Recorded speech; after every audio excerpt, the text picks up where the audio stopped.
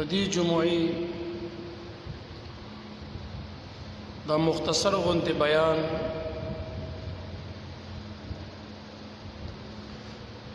مونږ تیر جمعه ویلو چې د نبی علی السلام د هجرت باره کې وکاو دغه لیکه سم کینه بس د هجرت په باب باندې د نبی علی السلام مونږ ویلو د دې جمعې بیان وکاو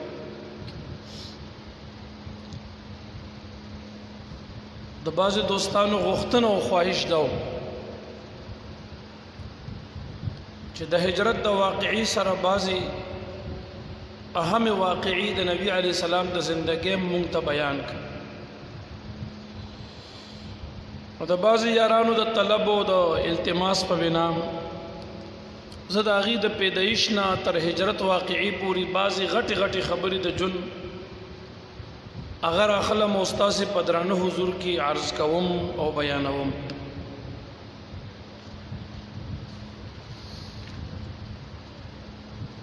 د نبی کریم صلی الله علیه وسلم د پلار نوم عبد الله دی او د نیکه نامه عبد المطلب ده او د نبی کریم صلی الله علیه وسلم د مور بیبي نوم آمینه دی او د مور د خوانه چې کوم نیکه دی یعنی د مور پلار د مور د خوانه چې کوم نیکه کیږي نو دا غنوم دی وهب کله چې د عبد الله سب عمر اولس کالو تورسید نو خپل پلار عبد المطلب سب د د پاره درشتي طلب او تکل شروع زب بعض روایات بیانوم هغه کې تواریخ او اهل سیر چې دی هغه اختلافات لري بعضی یو تاریخ خي بعضی بل د هر عالم خپل یو نظر وي داغه یو تحقیق وي داغه د تحقیق مطابق چې کومه خبره صحیح وي هغه غیر ترجیح ور کوي بیانې د عبد الله سے واده په قبیله د بنی زهرا کې د بیبي امینه رضی الله عنها سره شوو د نکاح په وخت عمر د عبد الله سے ولس کالو کله چې د واده او کو د واده نه لږ زمانه بعد د شام په طرف باندې تجارتی قافلې سره لاړ واپسې کې چې راځي پلار کې بیمار شو مدینه منوره بنو نجار دا د ماما خیله وا دلته د حصار شو بیا د وفات دا چې د عبد الله صاحب د وفات په وخت عمر څومره وو نو پدې کې علما اختلاف کوي اهل سیر بعضی وی اتلس کال عمر بعضی وی سلیریش کال عمر بعض علماء وی نه 25 کال عمر بعض علماء وی 28 کال عمر او بعض علماء وی نه 10 کال عمر مختلف اقوال پدې کې شته دي عبد الله سے وفات اوس دې عبد الله سے چې دا وفات کېدو د نبی علی صلوات و سلام د پیدایش نه څومره موده وړاندې دی وفات نو ګوره دلته لګزان اوس پوي کوي کله چې د عبد الله صاحب او د بیبي امینه نکاح او بندن او عقد او وادو شو نو د رجب په میاشت کې نبی علی السلام د خپل مور بیبي په ګېډه باندې شو د رجب په میاشت کې مونږ تاسو پښتانه ورته میاشت د بزرګ میاشت ورته وایو په بزرګ میاشت کې نبی علی السلام د خپل مور بیبي په حمل او په ګېډه باندې وګرځیدل دوی مبارک چې د مور په ګېډه باندې د یو روایت مطابق د 2 میاشتو او د 20 ورځو وو د مور په ګېډه چې پلار وفات شو دویم روایت دا دی چې نبی علیہ السلام د مور بیبي په ګېډه باندې کله د 9 میاشتو شو د پیدا کېدو نه 2 میاشتې مخکې پلار وفات شو. دا دویم روایت دی. کله چې نبی علیہ السلام پیدا کېدو نو دا مبارک د یو قول مطابق د ربیع الاول 9 ورځ وه او د دویم قول مطابق د ربیع الاول 12 ورځ وه. په 12 ورځ د مبارک پیدا شو. سر په امر بند دا د پیر ورځ وه. شلم تاریخ د اپریل د میاشتې و. دا کمې میاشتې چې مونږ تاسې پښتانه د خپل حساب سره بیانو د هندوانو د دې اردو والے حساب باندې په دغه میاشتو کې د جیټ میاشت و جیټ او اول تاریخ د جیټ د میاشتې و. شلم تاریخ د اپریل د میاشتې و. 12 تاریخ د ربیع الاول د میاشتې و. د صبح صادق صحنیوی د نوشیروان بادشاہ د تخت نشینۍ 40 کالو د ابرهه د واقعي د 50 ورځې مخکې 571 عیسوي وه. د عیسی علیه السلام د پیدایش نه تر نبی علیه السلام پیدایش پورې 520 کاله تیر شوي وو. 571 عیسوي داخله وه. دغه وخت دوی مبارک پیدا شو. خو د دوی د پیدا کېدو نه وړاندې والد صاحب 2 میاشتې او د 20 ورځو چې د مبارک د مور په ګېډه باندې و نو دغه وخت پلار وفات شوی. او د دویم روایت مطابق چې دوی مبارک د پیدا کېدو د 2 میاشتې لا پاتې وي چې پلار وفات شي. اوس دا چې عبدالله صاحب په څومره عمر کې وفات شوی نو ما تاسو ته وړاندې ویل چې یو روایت دا دی 18 کاله، دویم روایت 40 کاله، 25 کاله، 28 کاله او 13 کاله. دا مختلف روایات پکې موجود دي. کله چې والد صاحب وفات شي د هغې نه بعد نبی علیه السلام مبارک پیدا شو. د مبارک ته اول لږه موده خپل پی چې دي نو دا ورته خپلې مور بیبي ورکړي وو. بیبي آمینې رضی الله تعالی عنها نبی علیه السلام ته اول سینه ورکړې وه. بیا ورته سینه چې ورکا د ابو لهب یو وینځه و سویبه دا د نبی علیه السلام ترو ابو لهب قرآنی کافر دی بدبخت انسانو. د دې ابو لهب وینځه وه سویبه نامې وه چې کله نبی علیه السلام پیدا شو نو دا وینځه په منډه منډه د خپل مالک ته راغه ابو لهب ته او ورباندې زیری کوي چې مبارک شه ستا دغه مړ ورور زوی پیدا شو، د عبدالله صاحب بچی پیدا شو. د ابو لهب د وراره په پیدا کېدو دومره خوشحاله شو چې د سویبې ته وویل ځه ته ما د الله دپاره ازاده کړې. د وراره د پیدایش په خوشحالۍ کې ازاده کا. بخاری کی روایت ذکر دی عباس صاحب یو کرت دا ابو لهب په خوب کې ولیدو. د ابو لهب د مرګ نه بعد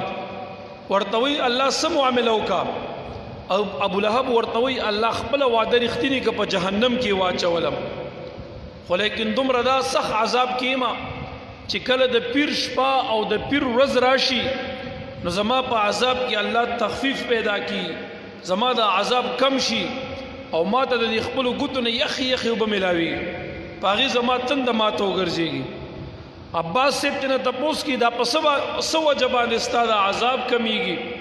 او تا ته دا یخې اوبه په څه وجه میلاویږي؟ نو دا قرآنی کافر ابو لهب ورته وی ما د نبی آخر الزمان محمد رسول الله صلی الله علیه وسلم په پیدایش لږه خوشحالي کړې وه، د هغې په صله کې الله تعالی زمانه اور د جهنم ختم کړي او ما ته یخې اوبه را نصیب وګرځي. اذا كان هذا كافرا جاء ذمه وتبت يداه في الجحيم مخلدا فما الظن بالعبد الذي طول عمره بأحمد مسرور ومات موحدا. علامہ جزری فرمائی وی د نبی علیہ السلام مبارک د پیدا کېدو په خوشحالی کې چې یو کافر هم اظهار د سرور وکړو هغه ته الله تعالی فایده ورکوي. نو ستا په مسلمان څه ګمان دی چې یو مسلمان د نبی علیه السلام مبارک په پیدایش په دې حیث خوشحاله وي چې دا د الله محبوب دی، رحمت للعالمین دی، شفیع المذنبین دی، دا د خاتم النبیین دی، امام الانبیاء دی صلی الله علیه وسلم، په دې حیث به خوشحالي کوي نو دله به الله تعالی په دې خوشحالۍ مناولو څومره لوی اجر او ثواب ورنصیب ګرځوي. دوی مبارک د اول په خپل مور بیبي ورک، بیا لږ وخت بیا والا بیبي سویبې ورکړیو، د ابي لهب دی وینځي چې کوم آزاد کرده وه، د هغې نه بعد بیا نبي علیه السلام بیبي حلیمه سعدیې ته حواله شو او هغې د مکې معظمې نه بنو سعد ته بوتلو. بنو سعد قبیلې ته یې بوتلو، څه دپاره یې بوتلو؟ دې دپاره د عربو خاص کر د مکیوالو دستور او رواج دو، په دې لږ ځان پوهېږي ښه په دې فلسفه چې دوی به د ماشومان ولې استول. د مکې معظمې باشندګانو به واړه بنو سعد ته او د قبایلو اطرافو ته ځکه استول چې دا مکه معظمه خاریه وه او دې ته به د هر طرف نه دا خلک راتلو، حج د بیت الله ته، عمرې ته، دلته به بعضې میله لګېده، بازار به لګېدو، مختلفو علاقو خلک به راتله. که تاسو سوچ کړی وي د ښار او د بازار خلک هغې نه هغه خپله ژبه هغه ورکه شي، د هغې هغه خپل اصطلاح او زبان محفوظ نه پاتې کېږي. مثال له خبرې پېښور ته کله پنجاب نه خلک راشي پنجابي وایي، کله هندکیان راشي هندکي وایي، کله د بنو نه خلک راشي بنوسي وایي، وزیرستان نه راشي وزیرستاني وایي،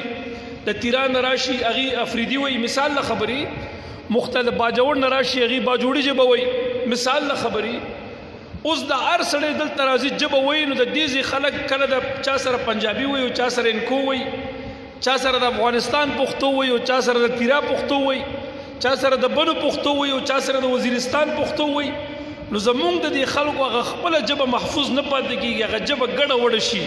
هغه اصلي پښتو هغه کره پښتو زمونږ نه ورکه شوه. مثال له خبرې دک رنګ به مکې معظمې ته د هر طرف نه دا خلک راتله، د هرې قبیلې او د هر قوم دا خلک به راچلېده. مکه خو د یو ښار حیثیت لرلو، هلته به د هر چا اصطلاح او زبان او لغت چلېدلو. نو د مکې معظمې د خپلو خلکو هغه خپله فصیحه عربي، هغه بهترین او عربي هغه محفوظ نه پاتې کېدله. نو د مکېوال ډېر هوښیارو، دوی به د خپل بچي د بچپن نه دې قبایلو ته واستول، دې بانډو ته به یې واستول. یو خو د هغې هغه ابوهوا ډېره ښایسته وه، او دویم نمبر د هغه اطرافو خلکو هغه ژبه ډېره فصیحه وه، هغه لغت ډېر افصح و، ډېر فصیح لغت و د هغې، بلیغ لغت و د هغې، ډېره ښکلې ژبه وه. نو هغې به دا معصومان د مکې معظمې نه دې دپاره استول چې دې هغه اصل عربي زده کړي او په ښه ابوهوا کې او په ښه ماحول د کلي کې رالوی شي چې هغه خپل د عربو چې کوم دستور دی چې هغه په دې کې پاتې شي. د ښاریي خلکو کې رنګ رنګ رواجونه وي، رنګ رنګ فیشنې وي، د هغې ټیم په ټیم سره هر څه بدلېږي، او چې کوم د اطرافو د قبایلو خلک وي د هغې رواج دستور دا تر ډېره پورې بحال پاتې وي. نو دوی د مکې معظمې نه نبي علیه السلام بنو سعد ته ولېږلو. مبارک څه زمانه هلته تېره کا، روایات مختلف دي چې د 4 کالو عمر کم یا زیات دی. مبارک بیا راوستی شو، خپلې مور بیبي ته حواله شو. زه ټولې واقعي تفصیل نشم بیانولی، غرض ته راځم د هجرت واقعي ته. د سر نه مې د نبي علیه السلام د پیدایش نه خبره روانه کا. دوی مبارک عمر چې کله 6 کاله شو، د 6 کالو عمر ته ورسېدو، نو دی مبارک د خپلې مور بیبي سره د مکې معظمې نه تلو مدینې منورې بنو نجار ته. هلته تلو، په لاره کې ابوا یو مقام دی، دلته بیبي امینه رضی الله عنها بیماره شوه، بیا وفات شوه. بیبي امینه رضی الله عنها د نبي علیه السلام مور بیبي. په دغه وخت د مبارک عمر 6 کاله، ډېر وړوکی و چې د پلار د رحم او د رحمت د غېږې نه او د شفقت د غېږې نه خدای مبارک محروم و. د مور بیبي هغه د رحم هغه د سهاري چې کوم سورې د مبارک په سر، نو هغه هم د 6 کلنۍ په عمر کې د مبارک نه الله واغسته. د مبارک بیبي ام ایمن سره بیا مکې معظمې ته واپس راغی. بیبي ام ایمن څوک وه؟ دا د عبدالله صاحب وینځه وه چې کله هغه وفات شو، نو دا وینځه نبي علیه السلام ته پاتې شوه. دا د نبي علیه السلام وینځه وه چې کله عبدالله صاحب وفات شو د نبي علیه السلام پلار، نو په میراث کې نبي علیه السلام ته صرف څه پاتې و؟ 4 اوښان او یو وینځه. دا ورته د پلار نه په میراث کې را پاتې شي دا مبارک ته پاتیو په میراث کې د خپل والد بزرګوار نه او دې مبارک د مور پلار اکلو تا بیٹاو مور پلار یو بچیو بس نه خور وا نه بل رور مور بی چې وفات شو نو په دغه وخت د مبارک عمر چې وونه هغه شپږ کالو د نبی علی السلام مبارک عمر بی ام ایمن دې بیا دا راوستو واپس مکی معظمه ته نو د نبی علی السلام تمام پرورش د مبارک نیکو بابا جی عبد المطلب چې دا د نبی علی السلام نیکو هغه بیا د نبی علی السلام پرورش شروع کو او نبی علی السلام دا هغه بیا په کفالت کې بیا چې کله د نبی علی السلام مبارک 2 کاله د نیکو سره تیر کو 2 کاله چې کله نیکو د نیکو عمر بابا جی عبد المطلب سے عمر 140 سال ته ورسېدو روایت مختلف دي بعضی کې ډیر زیات خي بعضی کې کم خي خو مشهور دا ده چې د مبارک د عمر د عبد المطلب سے د عمر کله 140 سال ته ورسېدو د نبی علی السلام مبارک عمر په دغه وخت 8 کالو 8 سال عمر د مبارک چې کله د نبی علی السلام عمر 8 کلنه ته ورسېدو د نیکو عمر په دغه وخت 140 سالو بابا جی عبد المطلب وفات نبی علیہ السلام 8 کلنه کې خپل تر ابي طالب ته پاتش ابي طالب سے دا د حضرت علی سے پلار دی او د نبی علیہ السلام مبارک ترو د نبی علیہ السلام مبارک ډیر عظیم خدمات د کړی دي او ډیر کلک غیرت به په الله محبوب باندې کولو اگر چې ایمان نصیب نشو خو ابي طالب د نبی علیہ السلام انتهایی خدمات کړی دي کله چې بابا جی عبد المطلب سے وفات کېدو په دغه وخت د نبی علی السلام عمر توجه مشته جواب رانغی په دغه وخت د نبی علی السلام مبارک عمر 8 کاله 2 میاشتې او 10 ورځې چې نیکی وفات شو 8 کاله 2 میاشتې او 10 ورځې عمر چې نیکی وفات شو دغه وخت ابو طالب سے په دې حواله شو نبی علیہ السلام مبارک ډیر غیرتی مبارک ډیر باحیاو او د ډیر لوی اخلاقو د ډیر لوی د کمال صفاتو خاوندو دغه وخت نه د مبارک په خپل تر باندې ځان بوج کولو نه چې ته زما پرورش کې او ته ما خرچه کې نبی علیہ السلام ډیر غیرتی مبارک په پردې ګډ چیلې سره وره په پیسو په مزدوري باندې په اجرت باندې او پاغي باندې به خپل زندگی بسر کوله مبارک دې کې شرم نو حلال کار دی اکثریت انبیاء کرامو علیهم الصلوات والتسلیمات چې له سره ولې دي ګډي سره ولې دي دا الله تعالی په دې کې یو عجیب حکمت او عددي استعداد په دې قوي کولو دا چې دا داس یو حیوان دی په نسبت د نورو حیواناتو دا ډیر روان دی او دا شرارت په دې کې ډیر دی او چې کله د چیلو یا د ګډ د چیلو رمه سړی سره وي او تی سرن پسیو باسي نو کله دا یو چیلې یو خوا تختی ته هغه ټینګې بل خوا تختی هغه اړې بل خوا تختی هغه اړې بل خوا تختی دا ډېر روان بوټي دي مستی پکې ډېره ده ورانه او سرکشي پکې ډېره ده په دې کې وجه دا و چې انبیاء کرامو به دا سره ولي دې چیلو به ورانه کول هغه به دا ټینګولي بیا بیا راتاولي راستانه ولي به الله تعالی د دې استعداد ور سره قوي کو سینه فراخ ابو ګرځیدله چې مقام او زمان د نبوت ته رسیدل نو استعداد به قوي ګرځیدل یا به چې نبوت ملو شو انبیاء کرامو ته علیهم السلام ته نو هغه کې کدي امتیانو کې بچا بغاوت کولو چا به خبر نه منلو سرکشي به کوله د حکم نه عدول به کولو نافرمانی به کوله نو د دې مبارکانو د خلونو ورته یکدم خیری نه وته بلکې استعداد لوی ګرځیدل او قوي شوی او د دې حیواناتو د شرارت سره بلد ګرځیدلی نو چرته د سلور خپو حیوان به شرارت کولو که چرته د دوه خپو یو کافر او حیوان به شرارت کولو نو د دې مبارکانو د زبان نه ورته خیری بیا نه وته صبر او حلم پکيو نبی علی السلام مبارک بچیله سره ولي زندگی بسر کوله کله چې د مبارک عمر 12 کالو ته تاریخ دالی کی چې د مبارک عمر 12 کاله 2 میاشتې او 10 ورځې شو 12 کاله 2 میاشتې او 10 ورځې عمر شو دا هغه ورځ چې اوس ابو طالب سے د حضرت علی سے پلار قافله تیار کړی دا تجارتی او شام طرف رواني شام ته تجارتی قافله وړي نبی علی السلام ورته مخ کې شوې زم په دې تجارت کې شرکت تاسو سره کوم او زم در سره زما د 12 کالو 2 میاشتو 10 ورځې عمر دی کاکا مام ځان سره بوزي د تجارتي قافله کې نبی علی السلام تجارت طرف تم رجحانو مبارک اوس رواني کی تجارتي قافلې کې تر ځان سره دی روان کو کله چې دا قافله روانه و دا ډومبه سفر د نبی علی السلام مبارک دا قافله چې کله بصره ته ورسېده بصره نوم یو مقام د شام د بارډر سره بصره ته دغلته یو عیسائی راهبو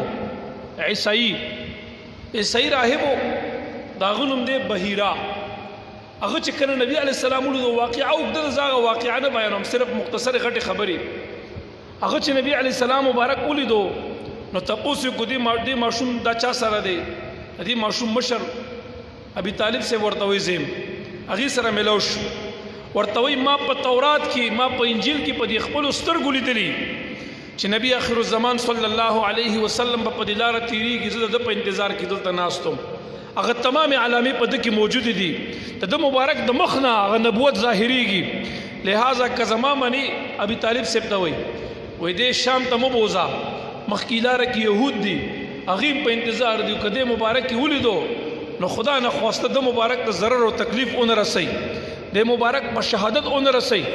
کزما منی نو ما په تورات او په انجیل کې لیدلي دي چې نبی اخر الزمان صلی الله علیه وسلم مبارک با په داسې عمر کې په دې لار زی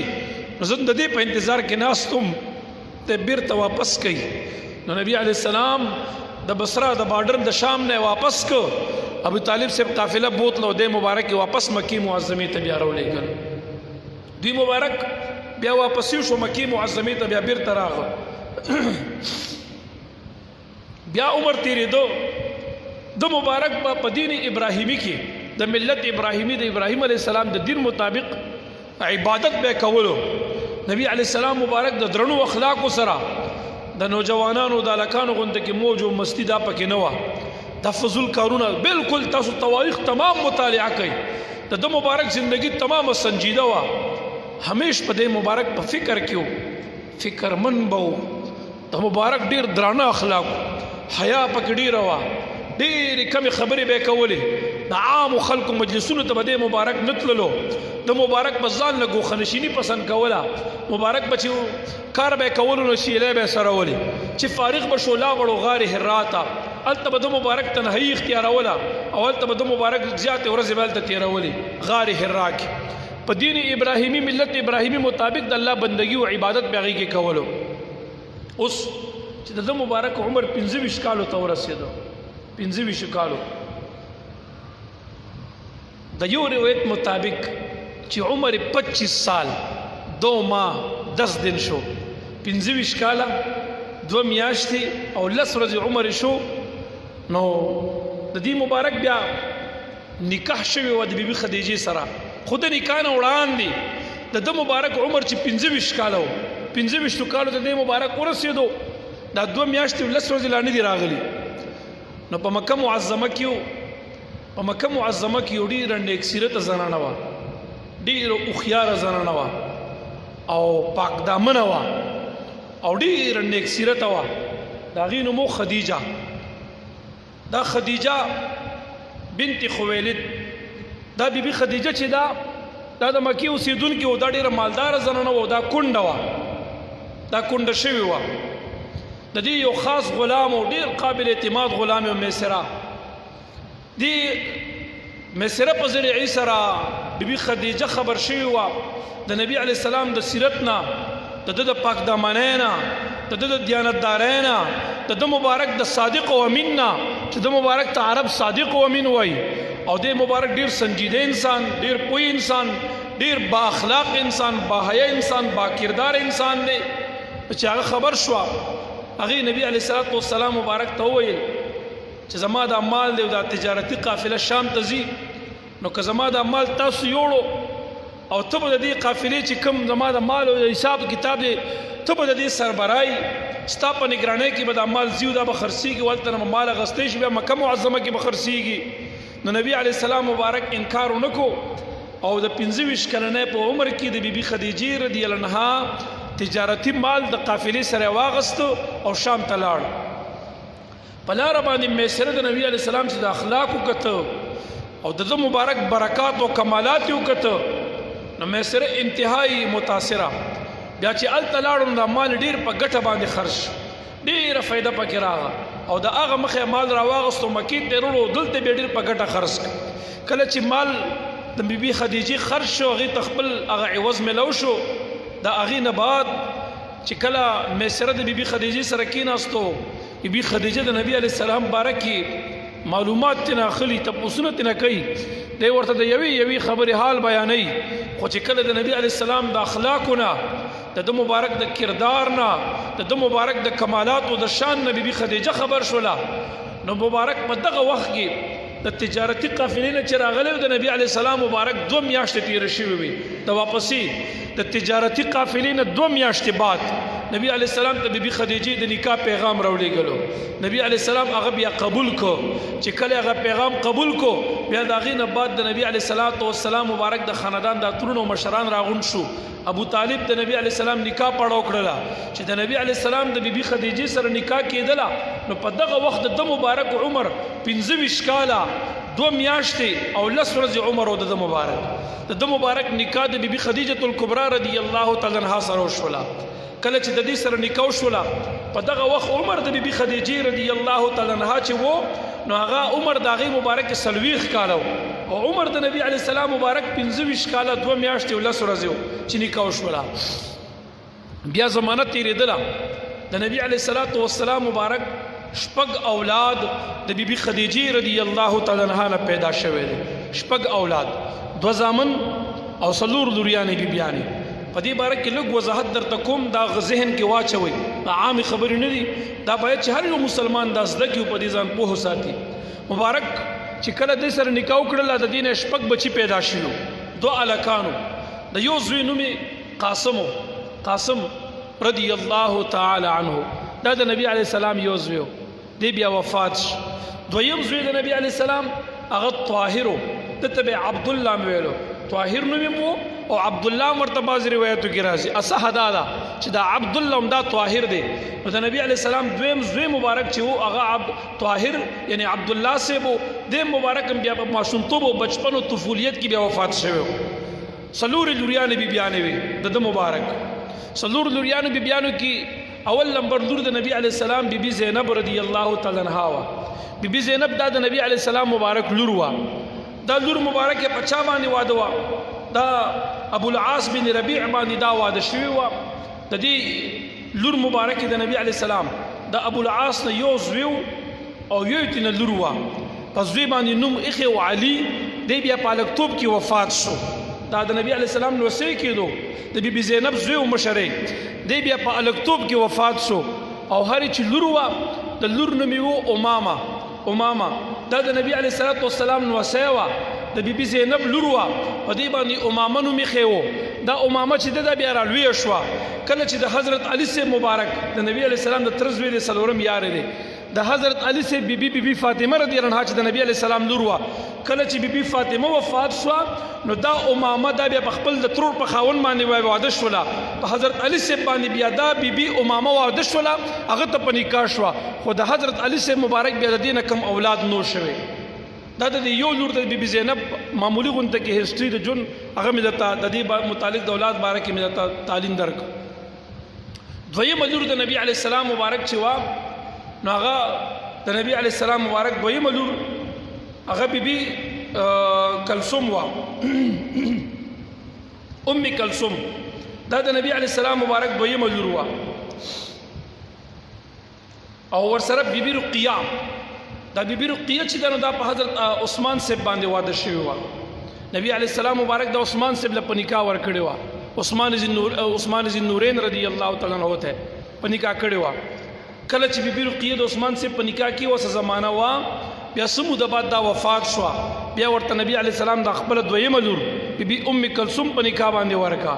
بیا او بیبي ام کلثوم چې کله ډیره موده بعد وفات شو بیا نبی علیه السلام فرمایل که زما بل لور به نکاح وې نو ما به هغه عثمان صاحب ته ورکړی و خو بل لور به نکاح نه و د دې 2 لوریانو د وجه نه به عثمان صاحب ته ذی النورین ویلو د 2 نورونو خاون هغه 2 نورونه سو انوار سو د نبی علیه السلام دغه لوریانې بیبیانې وي دغه رنګ څلورمه لور د نبی علیه السلام مبارک یو خو بیبي زینب وه ابو العاص باندې واده وه ابو العاص ابن ربیع باندې دا دویمه لور درېمه بیبي رقیه او بیبي ام کلثوم رضی الله عنهما دا چې وین دا په عثمان صاحب باندې اول یو واده شو چې هغه وفات شو بیا بله واده شوه پې او څلورمه لور د نبی علیه السلام مبارک چې وه هغه بیبي فاطمه الزهرا رضی الله تعالی عنها نو دا هم د بیبي خدیجې رضی الله عنها نه پیدا وه دا د نبی علیه السلام مبارک لور وه د مبارک دا نسب چې په دې امت کې چلیدلی دی نو دا د بیبي فاطمې رضی الله تعالی عنها په توسط باندې امت کې د نبی علیه السلام اولاده او عترت او ذریه پاتې شوې ده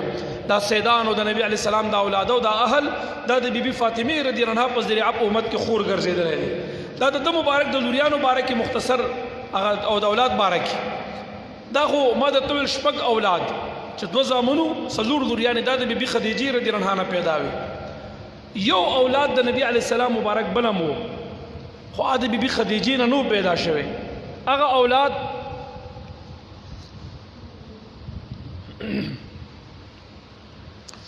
هغه ابراهیم صاحب دا د نبی علیه السلام بچی و دی لږ راښه شوی هم و دا د بیبي ماریې قبطیې رضی الله تعالی عنها نه پیدا د نبی علیه السلام بله یو بیبي وه بیبي ماریا د بیبي ماریې نه دا یو زوی پیدا شوی ابراهیم صاحب او دی بیا لږ رالویم شو دی چې وفات و نو د الله محبوب ډېر جړلی او د ده مبارک جسد ته ولاړو او ورته به فرمایل چې مونږ ستا په جدایۍ باندې ډېر غمجن یو ابراهیم د الله د محبوب د دې رخسار نه به د اوښکې تلېدلې او جړل به د بچي په فراق او جدایۍ کې دا د بیبي ماریې قبطیې رضی الله عنها نه پیدا شوی نبی علیه السلام مبارک اول واده د بیبي خدیجې رضی الله عنها سره وکړو د بیبي خدیجې رضی الله عنها چې در څو پورې د نبی علیه السلام په عقد او نکاح کې وه نو د مبارک دویم واده نه دی کړی د مبارک دویمه نکاح نه وه کړې تر څو دا بیبي مبارک د سره حیات وه د نبی علیه السلام مبارک دویم واده نو کړی د ده مبارک عمر 25 کاله 2 میاشتې 10 ورځې چې د بیبي خدیجې سره نکاح وشوله او د هغې عمر په دغه وخت 40 کاله کله چې د نبی علیه السلام مبارک د عمر زیاته حصه نور هم تېره شو 10 کاله نور تېر شو د ده مبارک عمر په دغه وخت 35 سال ته ورسېدو 15 کاله کله چې د نبی علیه السلام مبارک عمر 15 کاله شو نو دا هغه ورځې وي چې په مکه معظمه کې سیلاب راغو او د دې سیلاب پر راتګ باندې بیت الله شریف کې خانه کعبې ته لږ نقصان ورسېدو او د خانه کعبې دا کمره دا نقصان دا را پرېوته قریب و چې دا را غورځېدلی وي نو اهل مکه د سیلاب نه بعد دی راغونډ شو قریش بنو هاشم دا غټې مشهورې غټې قبیلې راغونډې شوې او هغې دا سره میټینګ او شورا وکړه چې د خانه کعبې دوباره اثرنو تعمیر کوو نو دوی پې ټول په دې متفق شو د هرې قبیلې معزز مشران اشخاص به راتله او د بیت الله شریف د خانه کعبې تعمیر شروع کړو کله چې د خانه کعبې تعمیر شروع شو او د خانه کعبې د تعمیر په دغه وخت دا بنیادونه لږ راوچت شو پورته راغه نو په دغه وخت کې د حجر اسود د ایښودو نوبت راغی دا جنتي کاڼی حجر اسود د دې د ایښودو نوبت راغی نو دې کې یو قبیلې وویل چې یاره دا کاڼی به دلته په دې بیت الله شریف کې دا به مونږ ږدو دویمې قبیلې والا ورته ویل تاسو بیا ولې ږدئ دا به مونږ ږدو درېیمه قبیله را پاسه د هغې ورته ویل تاسو چې ږدئ یې دا ولې مونږ څه ګناه کړی په دې کې سره دوی خپلو کې مختلف شو او په دې باندې نوبت تر دې پورې راغی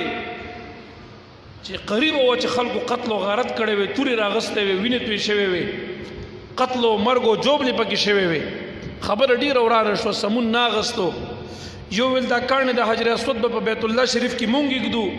مونږ مستحق یو بل به ویل مونږ ږدو مونږ مستحق یو هر چا به استحقاق دعوی کولې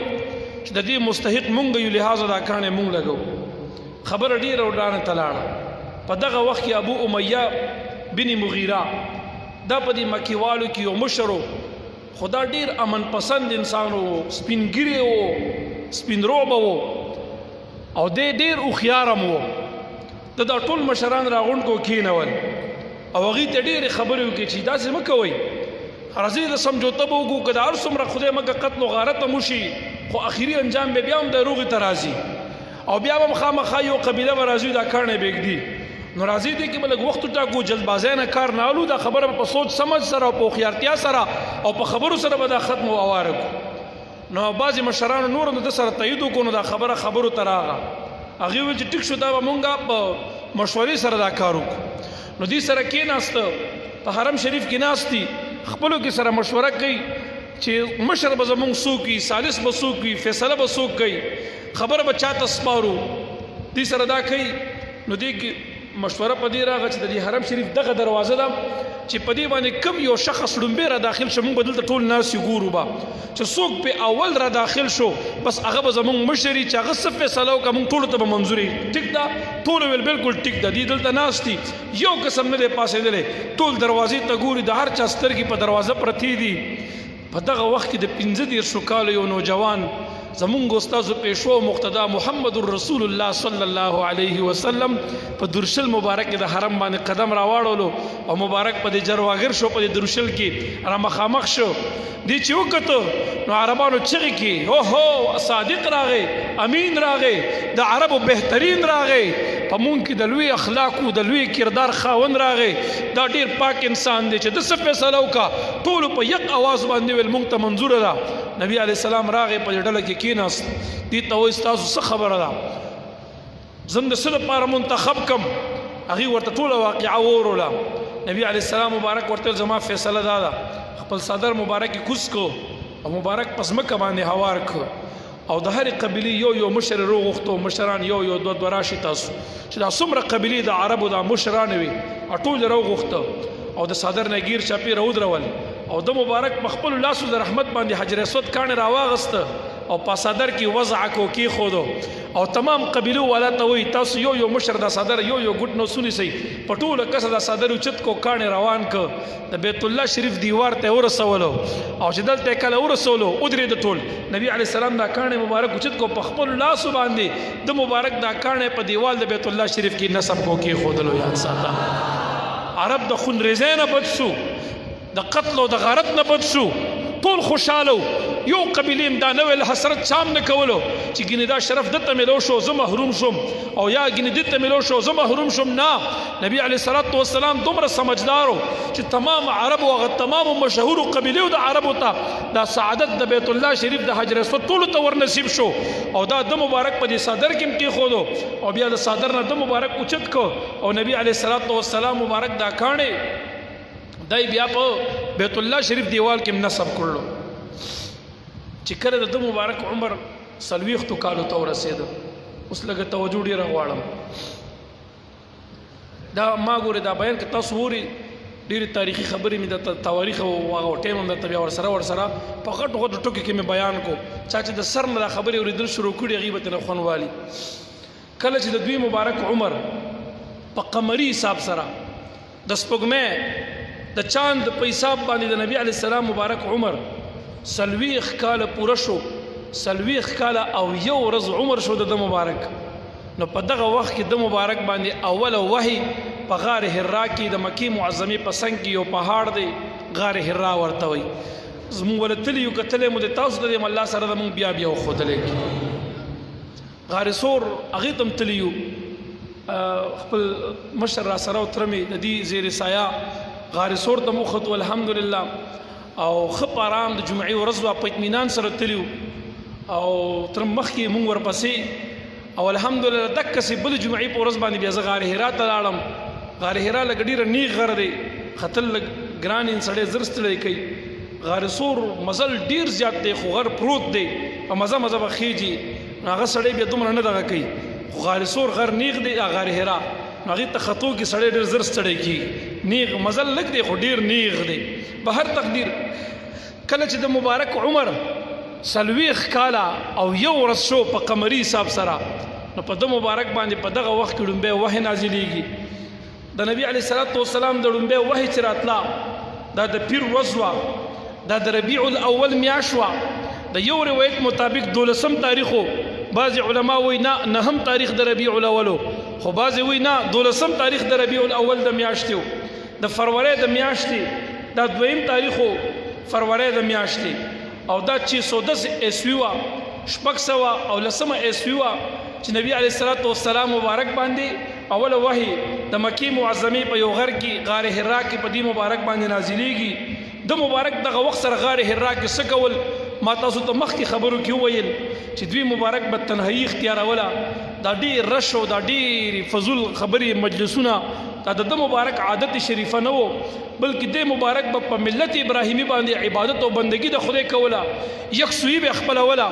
او د الله تبارک وتعالی په قدرتونو کې په دې عجایباتو کې په دې نظام د خدای تعالی کې به تفکر ډیر زیات کولو تاسو ته وړاندې ویل دی مبارک ډیر سنجیده او د مبارک اکثریت په دې مبارک په فکر کې ناستو فکرمن به وو نو دوی مبارک به غار حرا ته تلل او دلته به ډېرې ورځې تېرولې او د دوی مبارک رفیق حیات بی خدیجة الکبرى رضی الله تعالی عنها هغه مبارک به غار حرا ته ورتلله او په نبی علیه السلام مبارک پسې به طعام هم وړلو کله کله به د مبارک خبرګیري به کوله د مبارک پسې به غار حرا ته ډېره تله ورتلله بی خدیجة الکبرى رضی الله تعالی عنها مبارک به د پسې تله راتله نبی علیه السلام د خپل روټین مطابق په غار حرا کې ناست دی په عبادت د باری تعالی کې مصروف او مشغول دی د پیر ورځ وه 12 د ربیع الاول وه 610 عیسوي وه د مبارک په قمري حساب سره عمر 40 کاله او یو ورځ عمر دی په دغه ورځ باندې د نبی علیه الصلاة والسلام خواته اوله وحی د باری تعالی د خوانه نازلیږي جبریل علیه الصلاة والسلام راغی او د مبارک ته وی اقرأ ولولا د مبارک فرمای ما ورته ما انا بقارن زه خلستون کې نه مسعود لم و جبريل عليه السلام ځان تر نږدې کم سینې پورې ولګولم بیا راته وی اقرا ولولا ما ورته چې لستون کې نه مسعود لم په دریم کرت بیا را نږدې کما ماته زور راکو زما د بوادر مبارک راوتل په بدن باندې می ارتعاش او ارتعاد او لړزراغه وای ما ته وی اقرا ولولا و زه شروع شم په قدرت د باری تعالی باندې هغه ډومبي آیاتونه د سورته علق 15 نازلېږي د مبارک فرمای زما په زبان دا جاری شو چې اقرا بسم ربک الذي خلق الانسان من علق اقرا وربك الاكرم الذي علم بالقلم علم الانسان ما لم يعلم تر دې پورې دا 15 آیاتونه دا اول وحی و چې زما او استاد محبوب مبارک باندې نازل او ګرځیدل یاد ساته دا اول وحی نازل شو د دې وحی د نزول سره د دې وحی د نزول وړاندې روایتو کې دام راځي چې مبارک فرمایي ما به کله انوار لیدل په ویخه باندې رڼاګانې نور به مې لیدلو ډېر او دام روایتو کې راځي چې د دې وحی د نزول نه شپږ میاشتې وړاندې د مبارک به رؤیې صالحه نیک خوبونه چې د هغې تعبیر به د صبح صادق یا د سبا غوندې د سبا د نور راختو غوندې روښانه و د مبارک به خوب ولیدو سبا به هغه خوب بالکل رښتیا و او مکه تعبیر به داسې عیان شو لکه د اسمان دا صفا ځلیدونکې نور چې ښکاره دی دقسې به د مبارک د هر خوب تعبیر وتلو شپږ میاشتې مسلسل د مبارک فرمایي د دې هغه وحی د اول د بدء د وحی نه وړاندې د دې اعلان نبوت نه وړاندې د مبارک فرمایي شپږ میاشتې مسلسل ما خوبونه لیدلي شپږ میاشتې مسلسل دا نیک او عجیب خوبونه به ما کتل چې وحی نازله شوه د مبارک بیا کور ته راغی او بیبي خدیجه رضی الله تعالی عنها ته فرمایي زملونی دسرونی ما پټ کا ما نه کمبل توکا د مبارک د بدن باندې لړزوه بوادر مبارک ټول راوتی وړه ټول شل کېدل د لطیف د مبارک هغه مبارک ته بیا صادر توکو کمبل توکا د مبارک د اطمینان ورکو بیا د مبارک وته ټول حال بیان کو هغه بیا ورقه بن نوفل ته بوتلو واقعا وګد زما واقعي سره غرض نه و کینه ما د جون ډیره واقعي د نبی علی السلام یوم بیان نه کزا غټ ټکی بیانوم خپل مقصود ته ځان رسومه کله چې ورقه بن نوفل ته لاړو هغه ول بیا زیره ورکو چې تاسو خو رب کریم نبوت درکه دا خو ملائکه راغلی و جبريل علیه السلام دی دا خو په انبیو باندې وحی ورو کې مامور ګرځیدل دا نبی علیه الصلاۃ والسلام مبارک باندې بیا د ایمان سلسله شروع شو د مبارک باندې په آزاد سړو کې ډومبي ایمان چروړې ابوبکر صدیق رضی الله تعالی عنه مبارک ایمان راوړې دی په زنانو کې چې اول ایمان راوړې او آزاد زنانو کې د نبی علیه السلام مبارک رفیق حیات بیبي خدیجة الکبرى رضی الله تعالی عنها مبارک اول ایمان راوړې او په آزاد ماشومان ولکانو کې چې اول ایمان راوړې حضرت علی شیر خدا رضی الله تعالی عنه مبارک ایمان راوړې او دغه رنګ چې کم دی په غلامانو کې د نبی علیه الصلاۃ والسلام مبارک آزاد کرده غلام د غلامانو کې هغه آزاد کرده غلام چې دی هغه ایمان راوړی او سنو می دی زید بن حارثه رضی الله تعالی عنہ او دغه رنګ په زنانو کې هغه وینځو کې چې ایمان راوړی دی هغه آزاد کرده وینځه د نبی علیه السلام ایمن په نبی علیه السلام مبارک دا آزاد کرده وینځه وا دی په اول ایمان راوړی ما درته ویل دا 15 کسان هغه دي چې صدیق اکبر صاحب په آزادو سړو کې اول ایمان راوړو بیا د دنه بعد نور ډیرو راوړی دی خو اول صدیق اکبر صاحب دی په آزادو ښځو کې چې غلامان نه وي بی بی خدیجة الکبرا ایمان راوړو رضی الله عنها په آزاد ولکانو ماشومانو کې حضرت علی صاحب ایمان راوړو په غلامانو کې حضرت زید بن حارثه ایمان راوړو په غلامانو ښځو کې چې آزاد شوی وه بی بی ام ایمن رضی الله تعالی عنها په مبارک باندې ایمان راوړو د دې نه بعد د دې په دعوتونو کوششونو باندې بیا کم صحابه دي چې ایمان باندې اول مشرف شوي دي د هغې دا مبارک نومونو باندې دا خپل زړه او دا ذهن لږ منور وګرځوئ هغه صحابه چې د دې پنځو نه بعد مشرف په ایمان ګرځېدلي دي په هغې کې حضرت بلال رضی الله تعالی عنه دی بلال سے مبارک د په نبی علیہ السلام مبارک اول کی ایمان راوړی د بلال صاحب دینه بعد عمر بن عنبسه د مبارک بیا ایمان راوړی دی د عمر نه بعد خالد صاحب ایمان راوړی دی بیا عثمان صاحب ایمان راوړی عثمان غنی رضی الله تعالی عنہ حضرت زبیر صاحب بیا ایمان راوړو بیا عبدالرحمن ابن عوف صاحب هم ایمان راوړی دی دغه رنګ حضرت طلحه رضی الله تعالی عنہ ایمان راوړو حضرت سعد ابن ابي وقاص رضی الله تعالی عنہ ایمان راوړی حضرت ابو عبیدہ ابن جراح رضی الله تعالی عنہ ایمان راوړی عبدالاسد بن هلال رضی الله تعالی عنہ ایمان راوړی حضرت عثمان ابن مزعون رضی الله تعالی عنہ ایمان راوړی او د صدیق اکبر صاحب یو غلام حضرت عامر بن فهیرا چې د دو واقعه به تاسو اوس رسو په دې واقعاتو د هجرت کې اورئ یې انشاءالله د هجرت واقعې کې به د واقعه بیا تاسو تفصیلا وورئ دغه عامر بن فهیرا بیا ایمان په نبی علیه الصلاة والسلام راوړی دی دا هغه اشخاصو چې دغه پنځو کسانو نه چې دا پنځه اول ایمان راوړونکي د هغې نه بعد بیا دی ایمان راوړی او د دین علاوه په زنانو کې چې بیا ایمان راوړی دی په د دین علاوه نو هغه د عباس صاحب بیبي وه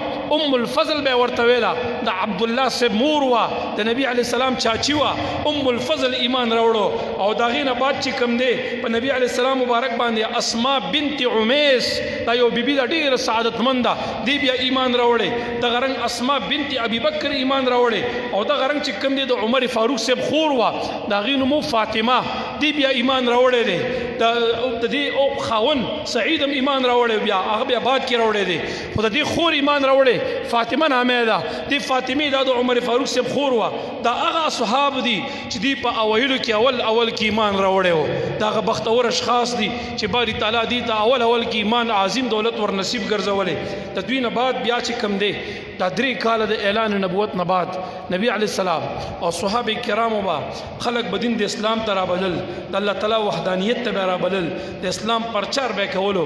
خو 3 کاله اسلام مخفي ساتل شوی په پټه طریقې باندې په ډېر احسنه طریقې باندې نبی علیه السلام مبارک د مکې معظمې سره خوا کې یو کور ټاکلی هلته به دا صحابه دا به را جمع کېدل دوی سره به ناسته وه دوی ته به نبی علیه السلام مبارک دار رقم کې تعلیم به ورته مبارک ورکولو ښودنه به ورته کوله اوس هم دار رقم د نبی علیه الصلاة والسلام مبارک د کور طرف ته مخامخ چې د صفا مروانه سړی روزي دا چې کوم طرف باندې راووتې همدغه آبادۍ کې دننه دلته دار رقم غیریا راځي او د نبی علیه السلام کور چې وګورې مخامخ لایبرري ده ورته مونږ بار بار کتلی دي تاسو ته دې الله بار بار په ژوند کې در نصیب وګرځولی کړي دار ارقم دلته د نبی علیه الصلاة والسلام مبارک چې کوم دی دلته به ناسته وه صحابه کرامو ته به د اسلام تعلیمات کول 3 کالو پورې دوی مبارک چې کوم دی په پټه باندې خلکو ته به دین د دعوت د اسلام ورکولو او خلک په دایرې د اسلام کې داخلېدل په دې 3 کالو کې تقریبا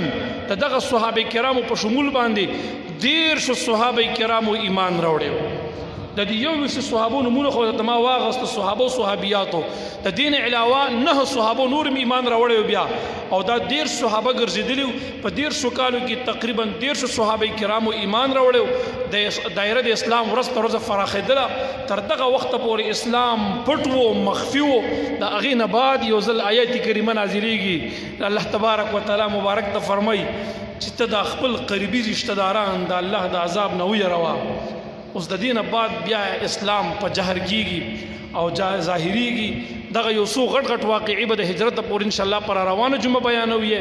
او که کېدی شي انشاءالله هم در روانه جمعې نه کېدی شي د هجرت واقعه هم سټارټ والي ډېره عجیبه واقعه ما نه غوښتنه دا شوې وه چې د هجرت واقعه بیان کا او د محرم د تاریخ سره د محرم الحرام میاشته کې مونږ خو یوازې بس دا وایو چې د امام حسین صاحب د کربلا واقعه زار شم د امام حسین صاحب نه زمونږ نیکو جد امجدو خو د هغه مبارک دا شهادت دا په 1 کال د هجرت کې پیښ شوی او دا غي نه وړاندې ډېری تاریخي واقعي په محرم الحرام کې پیښ شوی دي. نو باید چې موږ مسلمانان د شیعاګانو پیروکار جوړ نشو چې بس صرف په محرم کې دا یاد ساتو چې په دې کې امام حسین صاحب شهید شوی، بهشک شهید شوی دی، خو د هغې نه علاوه بعضې تاریخي غټې خبرې هم په اسلام کې په دې محرم کې پیښې شوې وي چې من جمله د هغې نه هجرت د نبي علیه الصلاة والسلام دی چې په دې میاشت د محرم الحرام کې شوی دی. د هغې نه علاوه نورې واقعي دي، اب هم درته بیانوم انشاءالله العزیز. غټې واقعي دي لکه د عمر فاروق سے مبارک د شهادت واقعه ما په تیره جمعه بیان کړې وه، دا په 1 محرم الحرام پیښه شوې وه. د هغې نه علاوه د مسجد قبا بنیاد ایښودی شوی، دا د محرم په میاشت کې ایښودی شوی. د هغې نه علاوه د مسجد نبوي صلی الله علیه وسلم بنیاد ایښودی شوی، دا د محرم په میاشت کې ایښودی شوی. د هغې نه علاوه د اسلامي مملکت بنیاد ایښودی شوی، دا د محرم په میاشت کې ایښودی شوی. د اسلام حدود پیله خواره شوي دي، د اسلام لمن فراخه شوې ده، دا د محرم د میاشتې ده. د محرم په میاشت کې ډېر غټ واقعات د اسلام پیښ شوي دي، اسلامي سلطنتونه قایم شوي دي. اب انشاءالله ټول ورځ تر ورځه په مزه به بیانو تر ربیع الاول پورې دا سلسله د نن نه سټارټ شوله. نن موږ د نبي علیه السلام د پیدایش نه والا د مبارک تر 40 کلنۍ پورې او د 40 کلنۍ نه بعد تر 43 کلنۍ پورې موږ د جون مختصرې خبرې غټ واقعي په مختصرو په غټو ټکو کې بیان کړ. د هغې نه بعد د 43 سال نه بعد د نبي علیه السلام عمر تر 63 ساله پورې په دې کې چې کومې بعضې واقعي اهمی رانما شوي دي انشاءالله د هغې تفصیلي بیان به کوو. وما علی الا البلاغ المبین واخر دعوایا